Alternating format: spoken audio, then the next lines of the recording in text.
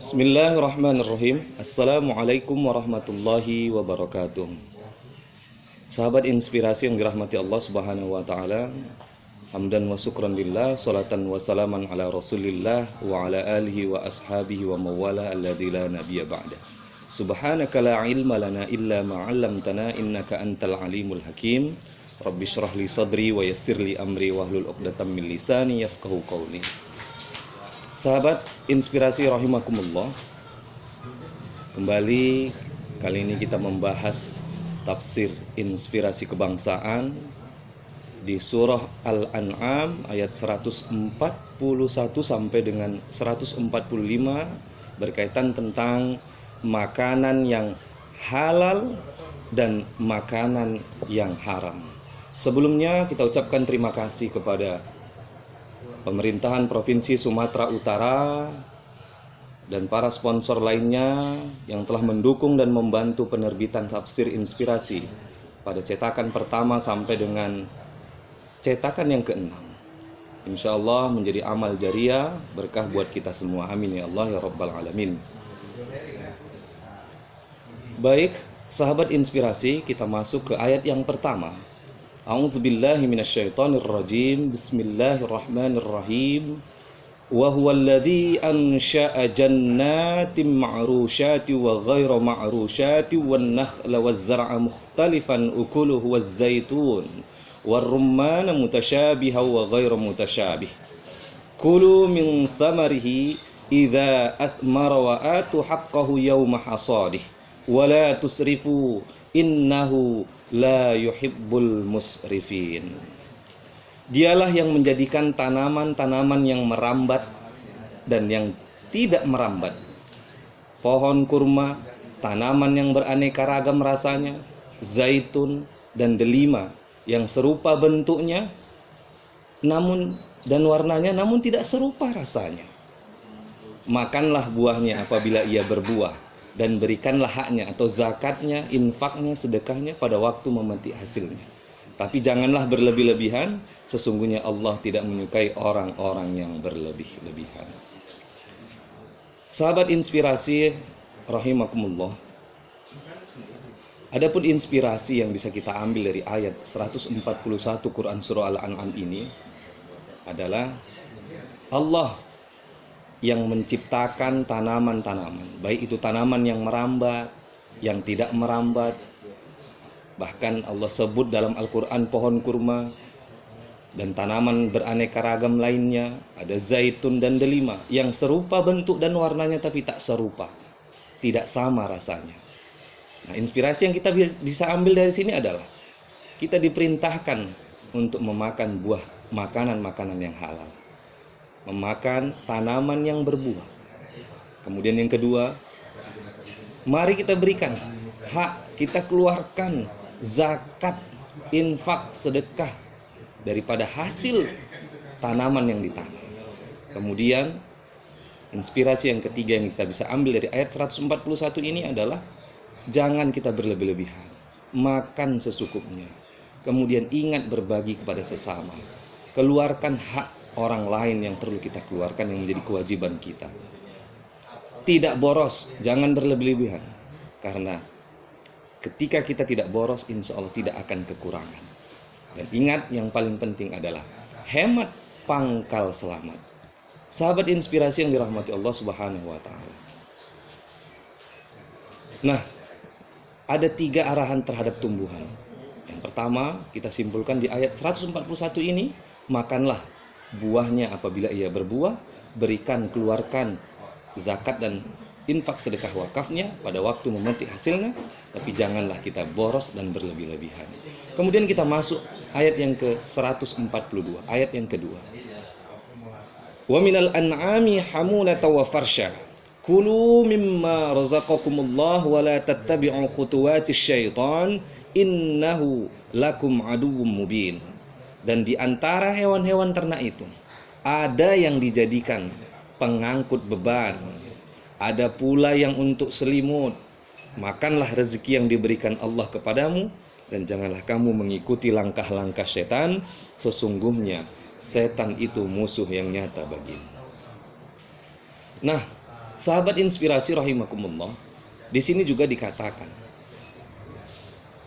di antara hewan-hewan ternak ada yang dijadikan sebagai pengangkut beban. Misalnya seperti kuda, sapi, unta, dan juga ada hewan-hewan ternak itu yang dijadikan selimut. Nah, yang kulitnya misalnya dijadikan bahan pakaian, dijadikan baju, celana, dijadikan selimut. Maka kita diperintahkan untuk makan rezeki yang diberikan Allah kepada kita. Janganlah kita mengikuti langkah-langkah setan. Langkah setan seperti apa yang dilarang di ayat 142 ini di Quran surah Al-An'am ialah kepercayaan terhadap takhayul. Karena ketika kita bertakhayul itu merusak kemurnian agama. Adapun perintahnya ada 3 arahan yang terhadap hewan yang digunakan di Quran surah Al-An'am ayat 142 ini. Pertama, hewan itu yang bisa dikategorikan menjadi hewan yang halal digunakan untuk pengangkut beban, kemudian kulitnya dijadikan pakaian, kemudian kita memakan dengan baik rezeki yang diberikan oleh Allah kepada kita.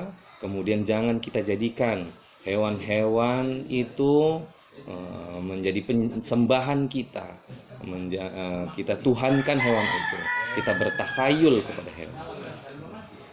Sahabat inspirasi yang dirahmati Allah Subhanahu wa taala.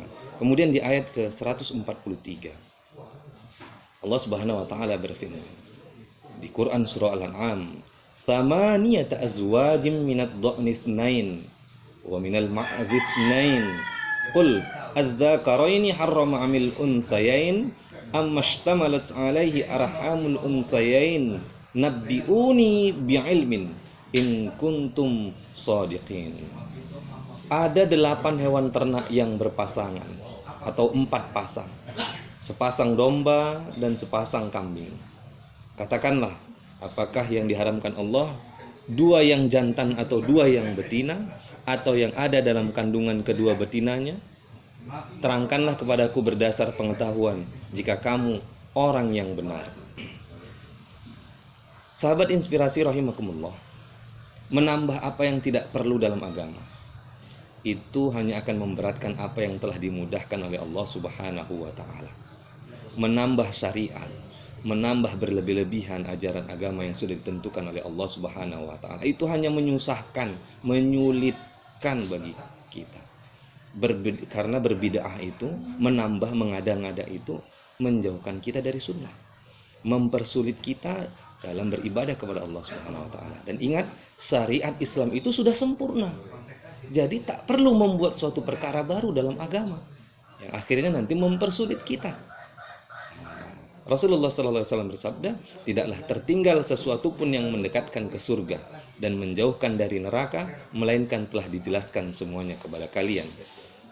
Hadis riwayat At-Tabrani. Sahabat inspirasi rahimakumullah, kita masuk ke ayat 144 Quran surah Al-An'am. Wa minal iblis itsnaini wa minal baqaris itsnain. Qul adz-dzakaraini harrama 'amil unthayain amma ishtamalat 'alaihi arhamul unthayain am kuntum syuhada'a id wassakumullahu bihadza faman azlamu mimman iftara 'ala Allahi kadziban liyudillan nasa bighairi 'ilm innallaha la yahdil qaumaz zalimin. Dari unta sepasang dan dari sapi sepasang. Katakanlah, apakah yang diharamkan 2 yang jantan atau 2 yang betina, atau yang ada dalam kandungan kedua betinanya? Apakah kamu menjadi saksi ketika Allah menetapkan ini bagimu? Siapakah yang lebih zalim daripada orang-orang yang mengadakan kebohongan terhadap Allah untuk menyesatkan orang-orang tanpa pengetahuan? Sesungguhnya Allah tidak akan memberi petunjuk kepada orang-orang yang zalim. Inspirasi yang bisa kita ambil adalah bahwasannya ajaran Allah itu mudah, bagaikan jalan lurus yang penuh dengan nikmat. Ia bukan jalan yang dilalui penuh murka dan marah-marah, emosi, bukan pula jalan yang sesat sehingga waktu dan tenaga habis sia-sia, tanpa tercapainya tujuan. Ingat, mukmin yang cerdas meminta bimbingan Allah agar tetap pada ajarannya yang membahagiakan. Dan perlu kita ketahui, perlu kita camkan, Islam itu mudah. Islam itu mudah. Dan menjadi seorang muslim itu sederhana. Cukup sami'na wa ata'na, kami dengar dan kami taat. Siapa yang harus didengar dan ditaati? Pastinya Allah Subhanahu wa taala dan Rasulullah sallallahu alaihi wasallam Muhammad. Mudah sekali. Jangan ditambah-tambah, jangan dipersulit. Kita kerjakan yang mudah karena Islam itu memudahkan. Sahabat inspirasi rahimakumullah, kita masuk ke ayat terakhir. Ayat 145 Quran surah Al-An'am. Qul la ajidu fima uhiya ilayya muharraman ala ta'im yat'amuhu illa ayyakuna maytatan aw daman masfuhan aw lahma khinzirin fa innahu rijsun aw fisqan uhilla li ghairillahi bih. Faman itturra ghaira baghin wala 'adin fa inna rabbaka ghafurur rahim.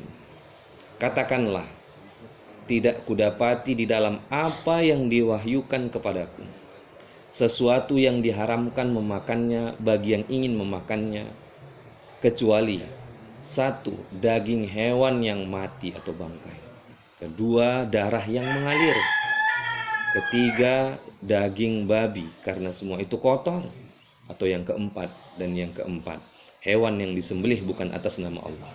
Tetapi barang siapa terpaksa bukan karena menginginkan dan tidak melebihi batas darurat, maka sungguh Tuhanmu Maha Pengampun, Maha Penyayang. Sahabat inspirasi rahimakumullah, adapun inspirasi yang bisa kita ambil dari ayat 145 ini. Permintaan Allah itu sedikit dan mudah, hanya sebagai bukti sejauh mana kepatuhan hambanya. Namun manusia selalu mempersulit. Malah terkadang satpam itu lebih kejam daripada tuan rumah. Makanan yang halal itu banyak, sesuatu yang halal itu banyak dan mudah untuk dikerjakan. Yang haram itu sedikit. Cuman terkadang kita yang mempersulit. Halal sudah diberikan semudah mungkin, sebanyak mungkin. Tapi kita cari yang sulit, kita cari yang haram, bahkan kita berdebat tentang kehalalan dan keharaman itu. Ingat, makanan halal sebab kebaikan. Syekh Shalih Al-Fauzan hafizahullah berkata, mengkonsumsi makanan halal merupakan sebab kebaikan dan cahaya bagi hati. Sedangkan mengkonsumsi makanan haram adalah sebab kerusakan dan kegelapan bagi hati kita. Ingat, jika makanan yang haram itu masuk ke dalam tubuh kita, sehingga mengalir darah itu di dalam tubuh kita, maka keberkahan sedikit demi sedikit akan Allah cabut dari tubuh kita. Maka ibadah pun, mengingat Allah pun semakin sulit. Kita semakin jauh kepada Allah karena tubuh kita diisi dengan makanan darah, makanan-makanan yang haram. Na'udzubillah tsumma na'udzubillah. Sahabat inspirasi rahimakumullah, kita simpulkan dari ayat 141 sampai dengan 145 Quran surah Al-An'am ini. Yang pertama, ada 3 arahan terhadap tumbuhan yang digunakan. Kemudian yang kedua, ada 3 arahan terhadap hewan yang digunakan. Kemudian menambah syariat itu, ingatlah, hanya menyusahkan. Kalau sudah ada yang mudah, kenapa dipersulit? Karena Islam itu kafah, jangan ditambah-tambah, apalagi mau dikurangi. Kemudian yang keempat, Islam itu mudah. Allah memberikan kemudahan. Islam itu rahmatan lil alamin, mempermudah, menyelamatkan, maka jangan dipersulit. Dan yang terakhir, ingat, yang halal itu banyak, yang haram itu sedikit. Maka kita sudah tahu, yang halal itu banyak, yang haram itu sedikit. Maka mudah bagi kita sekali lagi untuk mengkonsumsi yang halal. Jauhkan diri kita, keluarga kita, sanak saudara kita, anak cucu kita, istri kita dari hal-hal yang haram. Nauzubillah, tsumma nauzubillah. Sahabat inspirasi yang dirahmati Allah Subhanahu wa taala, demikian paparan penjelasan tafsir inspirasi kebangsaan surah Al-An'am ayat 141 sampai dengan 145. Semoga kiranya saya yang menyampaikan dan para pemirsa, para sahabat yang mendengarkan mendapatkan keberkahan terus dari Allah Subhanahu wa taala dari hidayah Al-Qur'an. Amin amin ya Allah ya rabbal alamin. Wabillahi taufiq wal hidayah. Assalamualaikum warahmatullahi wabarakatuh.